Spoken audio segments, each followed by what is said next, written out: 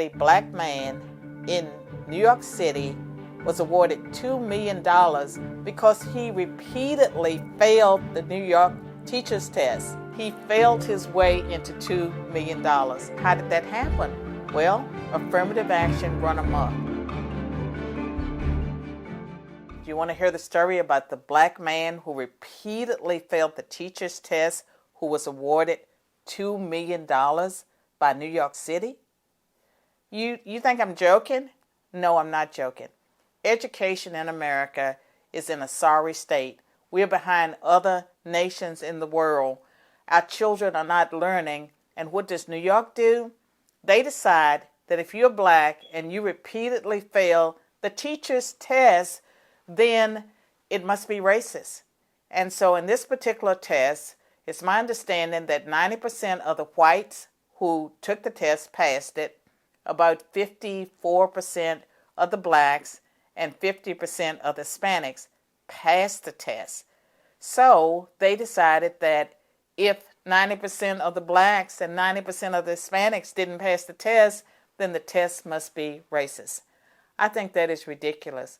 But it's based on a legal theory called the disparate impact theory, and it assumes that if there's a test or some type of device that minorities disproportionately do poor on, then that device must be racist. That needs to be revisited.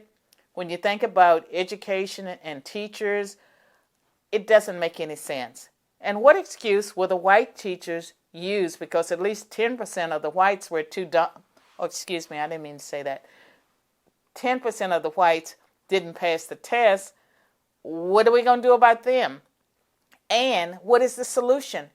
If the solution is to make the test easier so that more blacks and Hispanics can pass the test, that only means that probably 100% of the whites will pass the test, and the minorities, the whole thing's ridiculous, and it is an insult to blacks and Hispanics and other minorities who studied, who worked hard, who passed the test. It is an insult to them that someone who repeatedly failed again and again and again gets awarded $2 million, and presumably he may be on his way to a teaching career.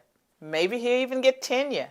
Our educational system in America is already a disaster. Our children are not learning.